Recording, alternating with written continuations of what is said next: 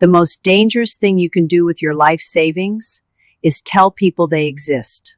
I've watched that ruin people's peace more than bad investments ever did. By the time you notice, the damage is deep and your peace is already gone. I'm June, I'm 78 years old, and I learned this lesson the same way my friend Marlene did. Ignoring this rule is expensive. Not all at once, the way a roof leak is expensive. It starts small. Then you're pulling out wet drywall and wondering where things went wrong.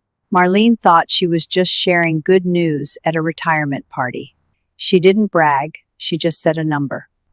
That's when she learned a number can turn you into a target. Once it's out there, you can't take it back. The room changes. Everyone suddenly has a plan for your money. 3 summers ago, I sat across from a woman named Marlene at a little lunch place off the highway. Chicken salad, iced tea, quiet booth. Marlene was 62, freshly retired. She had $1.2 million split between an IRA and a 401k. No pension, Social Security later. A plain, steady plan. And she broke the first rule in one careless minute. At her retirement party, someone asked, "So, did you save enough?" Marlene smiled and said, "We did okay. We've got about 1.2. She meant 1.2 million. She didn't brag, she didn't flash it, she just said it like it was the weather. And that was enough. Within 3 months, she had been hit with 7 money traps.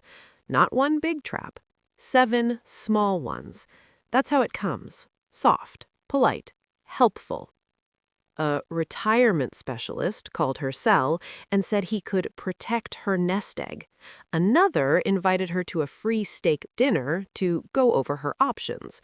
Her cousin's friend wanted her to look at a deal. Her adult son asked for a loan of $50,000 for a house down payment.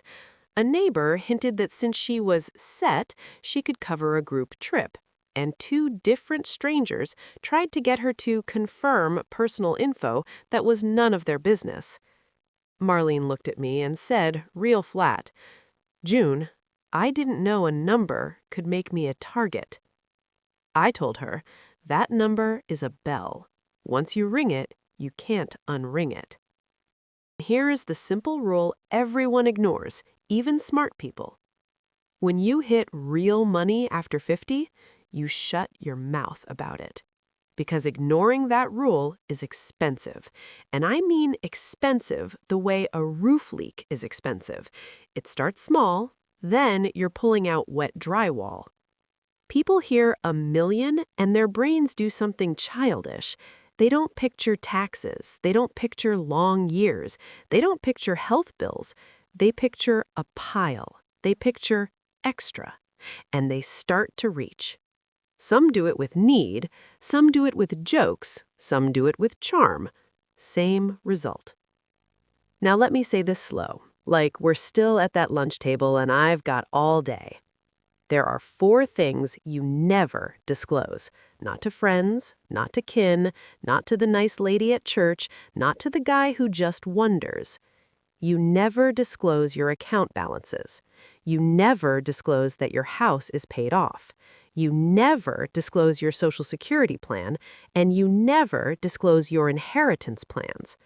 Because each one of those facts turns you from June to June with money. And once people tag you that way, you can feel it. The air changes.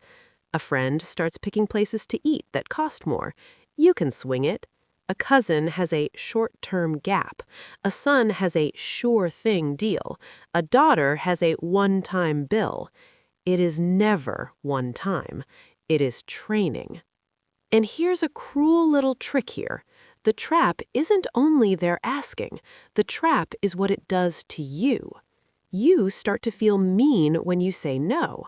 You start to pay just to keep the peace. You start to spend to match the story they now tell about you. That's how a calm retirement turns into a tight one. Now, you might say, "June, I'm not foolish. I can handle pressure." Maybe. But pressure wears people down. That's what it does. It wins by inches. And here is the line that saves more money than any fancy tip. When asked anything about your money, you say, "We're comfortable, but watching our pennies." That's it. Long pause, sip your drink, look them in the eye like it's normal, because it is normal. That line is a closed door. It sounds kind, it sounds plain, and it gives them nothing to work with. If they push, if they say, "Come on, how much do you have?" you just say it again. "We're comfortable, but watching our pennies." And if they still push, that tells you something, not about you, about them. Now, let's talk about why those 4 things are so dangerous to share with real-life examples, not theory. Account balances are obvious. Once they know your balance, they start doing percent math on you. Can you help with 10 grand?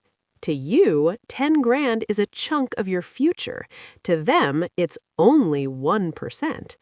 People love only 1% when it's your money. Paid-off house status is a sneaky one. Folks hear paid-off house and think they have no bills. That is child math.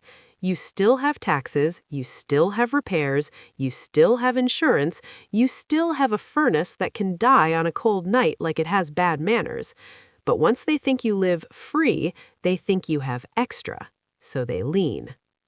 Social Security strategy. This one shocks people, but it matters. If you tell folks, "I'm waiting till 70, some will hear, "She doesn't need it." Then you become the one who can afford to help. Or you tell them, "I'm taking it at 62, and now they think you're getting checks and can float them. Either way, it puts your business on their tongue. And inheritance plans. Listen, the moment you say, "This will go to the kids," you just turned your retirement into somebody else's future paycheck. It changes how they act. It changes what they ask for. It changes what they feel owed. And it can rot a family slow from the inside without one loud fight. I've seen it. Quiet resentment, quiet scorekeeping, quiet greed dressed up as fairness. Now, I'm going to give you a few common sense truths, not sweet ones, true ones. Wealth whispers. Poverty screams. Most people would rather look rich than be rich. Profound stupidity. And the wealthiest people I know are invisible. They drive plain cars, they wear plain coats, they don't tell stories about money at parties, they don't hint, they don't joke about being set. They move in silence because silence keeps the wolves sleepy. Now, I'm not telling you to be scared of your own shadow. I'm telling you to be smart. You worked too long to turn into the family bank. So here are the tactical moves. Simple, not fancy. First, you pick your script and you stick to it. We're comfortable, but watching our pennies. No numbers, no details, no but. Second, you stop answering money questions with facts. When someone asks, "Did you pay the house off?"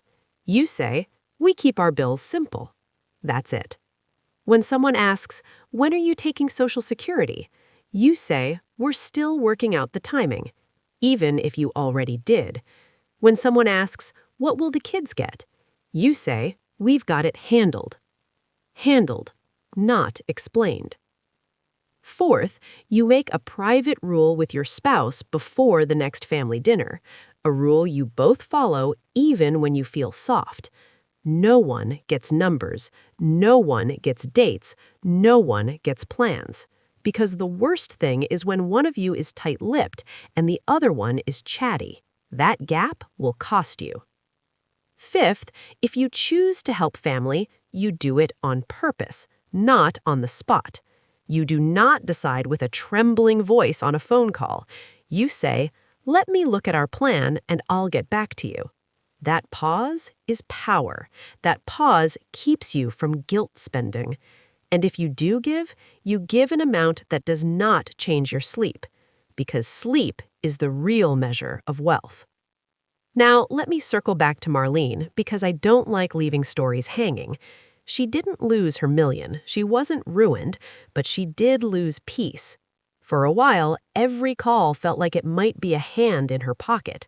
Every family get-together had a strange edge to it, like people were polite but watching. She told me, "June, I miss when they just saw me." That's the cost. Not only money, it is the slow change in how people look at you. So, if you're over 50 and you hit $1 million, $900,000, $1.1 million, any real nest egg, here's what I want you to remember. Say it slow. You want to stay wealthy enough to enjoy it. Not to prove it, not to feed other people's plans, not to become a walking wallet. Stay invisible, stay plain, stay calm. We're comfortable, but watching our pennies. Then take another bite of lunch and let them talk about something else.